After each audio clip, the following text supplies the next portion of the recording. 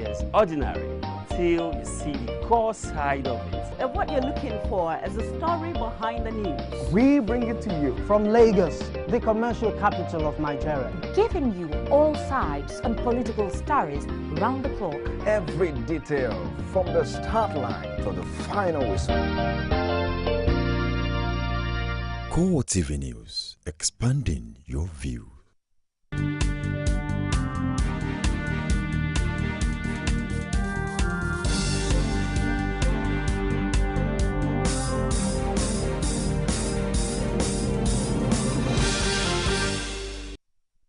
Hello there, this is CoreTV News on the Hour with Nifemi Ogutoye.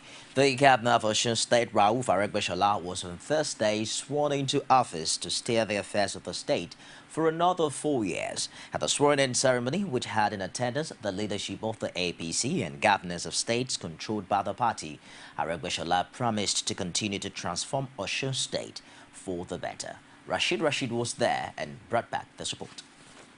I will be faithful and bear true allegiance to the Federal Republic of Nigeria,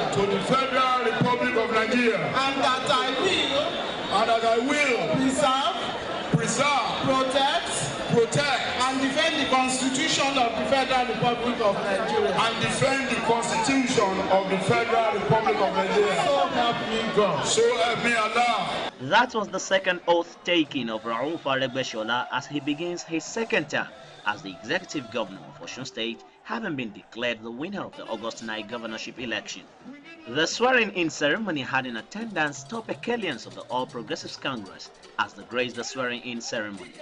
Governors in attendance say the second coming of Aregbesola is a reward for hard work and his people-oriented agenda. The success of the current government is premised on a well-structured political system that has always ushered in true reflection of the people's wishes.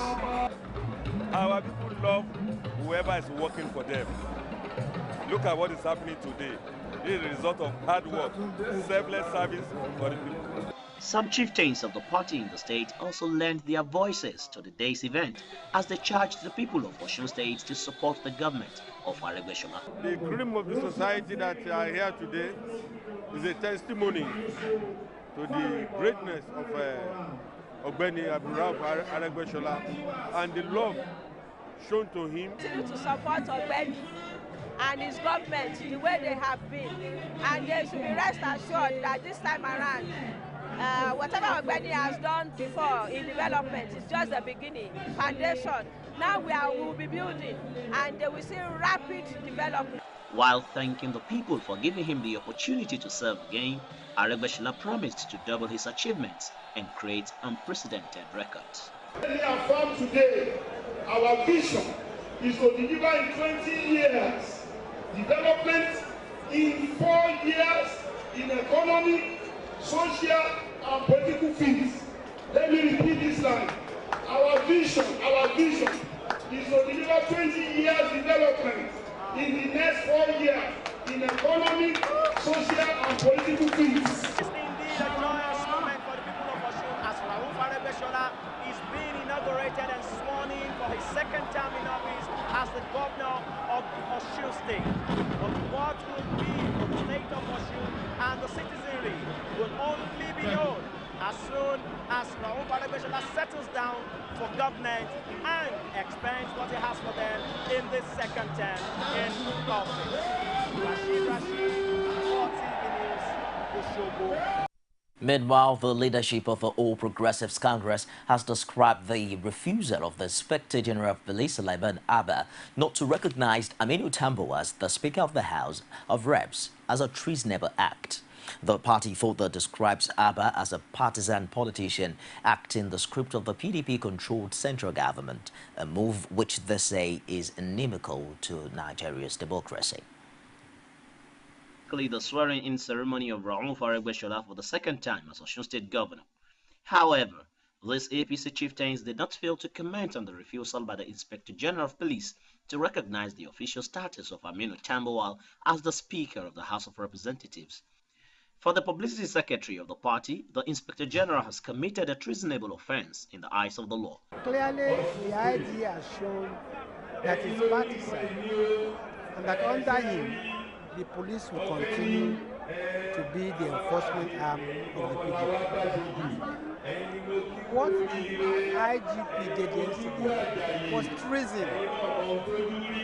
When a public servant refuses to recognize the symbol of authority, the leading arm of government. Great the IGP for turning himself into the accuser and a judge. Even if you take him by his words, then what ought to be is that the status quo is maintained, in which case the speaker remains the speaker. He is in no way in position to interpret the law. Whether the IG accepts it or not, Tambuwa remains the speaker, and he will be the speaker. He does not need the recognition of anybody else other than the recognition of Nigerians as the speaker. For the former Lagos State Governor, Bola Tinubu, Abba and his cohorts are dangerous to the nation's democracy. He added that the opposition is ready to resist all attempts to use the police as a negative instrument ahead of the 2015 general elections. This is a very dangerous Inspector General of Police. If I ask them to start shooting Nigerian people with this IGP, it's a rotten one. But we will remove the rod and preserve the body. The APC chieftains added that the stand of the IGP has left many Nigerians wondering what will become the fate of the 2015 general elections. Rashid, CoreTV News, Oshogbo. The leadership of one of Nigeria's new political parties, SDP, has charged Nigerians to vote for a party with ideology and clear-cut plans for the people. It decried the damage caused by existing political parties in the country, saying Nigeria deserves a change of a new dawn. This was made known at the official presentation of the party in Lagos, described as alternative to the two sides of the same coin. Omotayo Alo has details.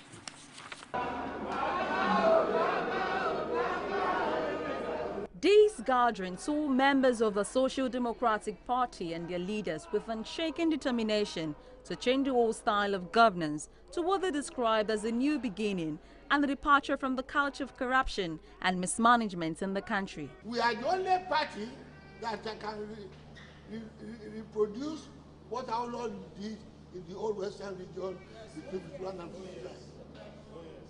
The first in Africa, the first in this, the first in that. That is our own mentor. Ask them who is their own mentor.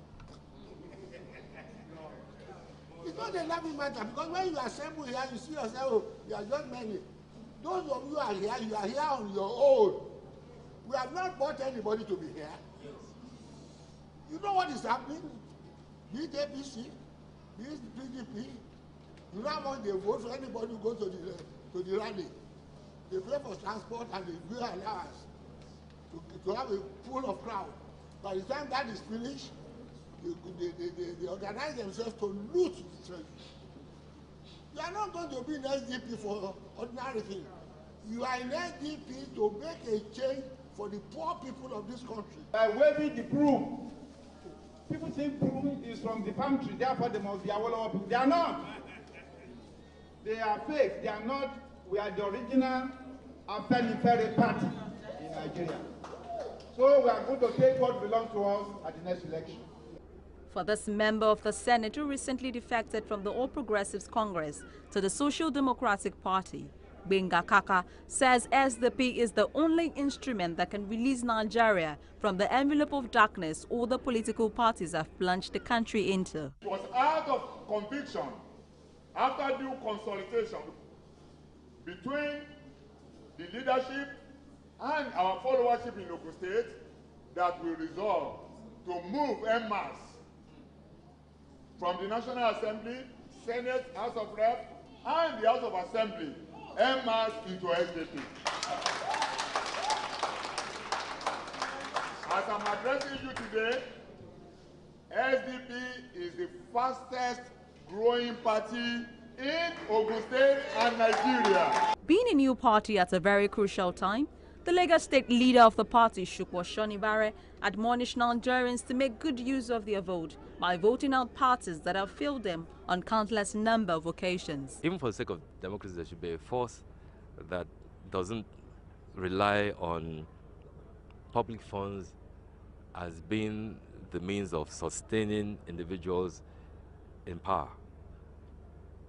And if we are successful in this direction, then I think we may be able to prevent Nigeria from being a completely failed state. Some political observers say new parties like the SDP may just be adding to the number, considering their late entry into the political scene.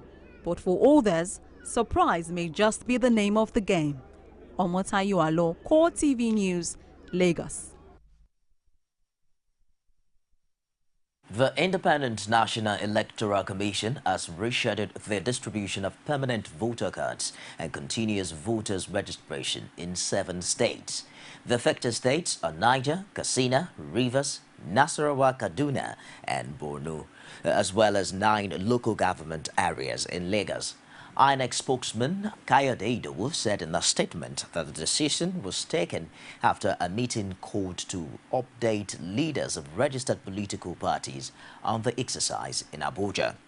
He disclosed that PVCs would be distributed in Nasarawa, Rivers, and the remaining council areas in Lagos between November 28 and 30, while continuous voters registration would be from December 3rd to the 8th of December. PVC distribution in Kaduna and Katsina is slated for December 6 to 8, while the continuous voters registration is to hold between December 10 and 15. INEC says the exercise would be rounded off in Niger and Borno states, with PVC distribution between December 12 and 14 and the continuous voters registration from December 17 to 22. The Commission noted that 22 registered parties were represented at the meeting, where the INEC leadership explained the challenges that necessitated a readjustment in the pre-election exercise. Meanwhile, the Nigerian Bar Association has inaugurated a 10-member voter education and mobilization committee aimed at ensuring active participation of the electorate during the 2015 elections. Speaking at the brief ceremony witnessed by the Canadian High Commissioner Perry Calderwood, NBA President Augustin Alege charged the team to work with INEC to sensitize the public on their franchise. He maintained that the committee, which is headed by former NBA Joseph Daudu, must be non-partisan in discharging its duties. The Economic and Financial Crimes Commission has arraigned the chairman of Kaura local government area of Kaduna State, Usman Ibrahim, his deputy Paul Yerima, and Timothy Chindo, chairman of the People's Democratic Party, in the council before a Kaduna High Court. The accused persons are alleged to have, in February 2013, conspired to misappropriate the council's share of subsidy reinvestment and empowerment program Shopee funds, amounting to 68 million naira. The money was meant for the renovation of primary healthcare centers, primary schools, construction of boreholes, and purchase of poverty alleviation materials across the 11 wards of the council. But the EFCC operatives claim the trail embezzled aid. The accused persons pleaded not guilty to all 3 charges, and trial judge Justice Tukor Muazu granted them bail in the sum of 1 million naira each, and shorties and like sum who must be grade level 14 public servants. The case was adjourned to January 29, 2015 for commencement of trial. We'll take a break now and I'll be back with more stories. Don't go away.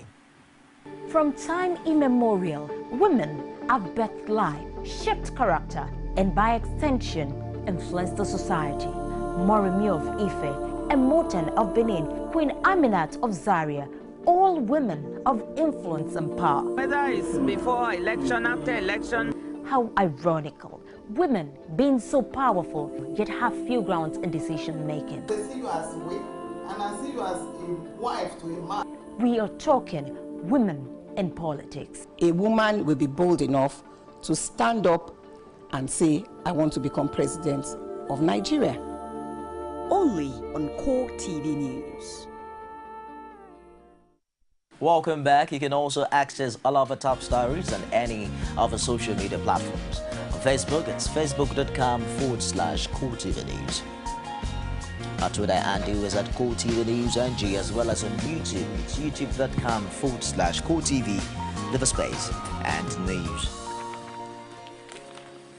Nigeria security forces on Thursday simulated a mock security drill to dislodge and arrest terrorists from a shopping mall in the nation's capital. The exercise, which involved soldiers, members of the anti-terror squad and bomb squad, looked so real that there were initial fears that insurgents had taken over the popular Garki shopping mall. The terror drill was the climax of a 3-day training of a joint counter-terror team in collaboration with security experts from the United Kingdom. And speaking later at a news conference, representative of the National Security Advisor said the mock drill was meant to enhance the skills of security operatives in containing terror attacks. Lagos State Governor Babatunde Raji Fashola says creating state police to complement the effort of the Federal Police Force will assist in solving the current security challenges facing the country. Fashola stated this at the 8th Town Hall meeting on security. Abiola Oluwole was there and brought back this report presented from our studios. The hall was filled with stakeholders across all sectors. The aim was to evaluate progress recorded in the security of lives and property in the state. The formation of Lagos State Security Trust Fund, according to Fashola, was necessitated by the prevailing challenges of insecurity in the state in 2007.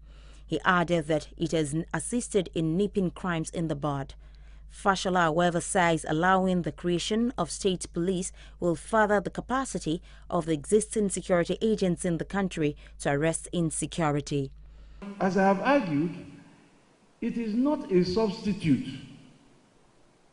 to the federal police. No. It will only complement, and we will sit down and draw the jurisdictional lines. I have argued, in fact, that for now, if people are concerned about all of the politics that are the argument, it means first to me that politics appears to be more important than human life. I disagree. It is only those who are alive who will play politics. So if, because of a fear of abuse for political purpose, we are ready to lose lives, then I think that we have adopted the wrong values. But assuming that that argument was strong enough, let us even have it for traffic management, enforcement of traffic laws, enforcement of environmental laws, protection of our women. The police today is too busy. You heard kidnap, terror.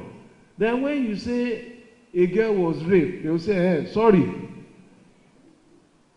Because it currently ranks very low in the list of priority areas that they have to deal with. Chairman of the Lagos Security Trust Fund, Remi Makojola, says the only way to ensure optimal operation from the police is by providing up-to-date security gadgets for policemen and other security operatives. In spite of our intervention, the security agencies are still under-resourced due to years of neglect by the federal government. So you can only imagine how terrible the security situation would have been without the efforts of the funds and the state government. The Lagos State Security Trust Fund is a public-private partnership established to improve policing in the state. Of doctors involved in medical intervention for internally displaced persons and victims of Boko Haram insurgency says it has reached over 1,000 persons in need of care. Hawa Kerry made the revelation when she led the medical doctors on the courtesy call to Adamawa State Governor Balangilare. Hawa says there are 6 medical doctors, 8 pharmacists and 8 nurses working tirelessly without being paid. She revealed that the team will reach out to about 3,000 persons before the end of this year.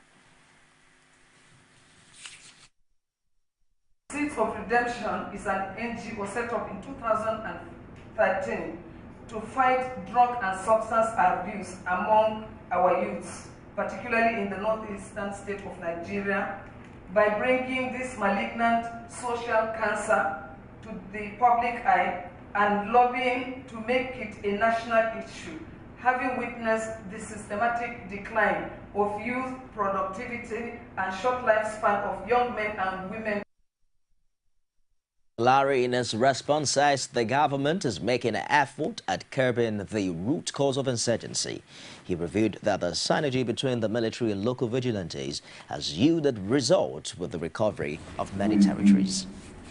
Stop this carnage at source. And that's exactly what we've been trying to do since we came here. A chunk of majority of our resources have gone into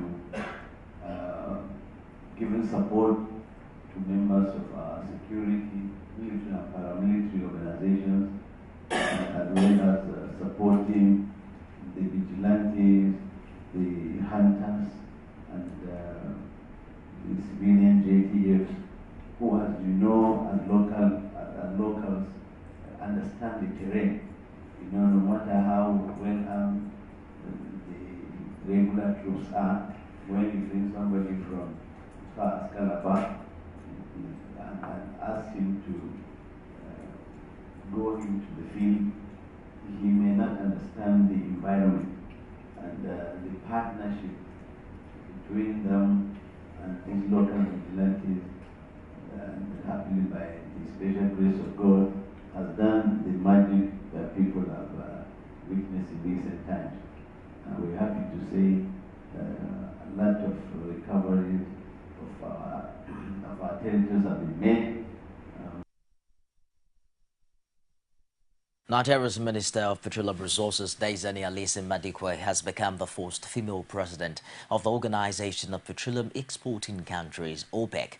She was elected at the cartel's 166th ordinary meeting in Austria on Thursday. She succeeds Abdurrahman Attah al-Harish, Libyan Vice Prime Minister for Corporations. She has held different positions both in the private and public sectors. In 2006, Shell Nigeria Exploration and Production Company appointed her as its first female executive director. In 2008, the late President Umar Musa Yar'Adua appointed her as the Minister of Mines and Steel Development. Maduke became the Minister of Petroleum Resources in 2010, and she was first nominated for the post of OPEC Secretary General in June, but it was decided at the 165th Ordinary Meeting of OPEC that her nomination would have to wait another 6 months, as the tenure of long-serving incumbent Abdullah al-Badri was extended from December 2014 to June 30, 2015. As OPEC President, she will retain her position as Nigeria's Minister of Petroleum Resources. The International Monetary Fund, IMF, has described a set of measures put in place by the federal government to mitigate the effects of the dwindling oil revenues as a move in the right direction. The coordinating Minister of the Economy and Minister of Finance, Ngozi Okonjo-Iweala, had on November 16 announced a series of steps that the government was taking to stabilize the economy in the face of falling prices of crude oil. The minister also dismissed the possibility of the government printing more money, arguing that it did not make economic sense as it might result to inflation. Responding to Nigeria's fiscal and monetary response to the decline in global oil prices, the IMF Chief Mission for Nigeria, Jean Leon, said the body supports and welcomes the action, which it views as complementary and moving in the right direction. Outside Nigeria now, President Barack Obama has carried out the annual White House tradition of pardoning 2 turkeys, preventing them from becoming Thanksgiving dinner. This year's lucky birds are called mac and cheese, a traditional Thanksgiving dish itself, and will live out their days in Virginia. Obama acknowledged it was puzzling that he did this every year, while the rest of his job is much more serious, but admitted he enjoyed it. Quite hilarious, isn't it? And that wraps it this hour on CoreTV News. Do join us again at the top of the hour for more stories. I am Nifemi Oguntoye. Thanks for being there.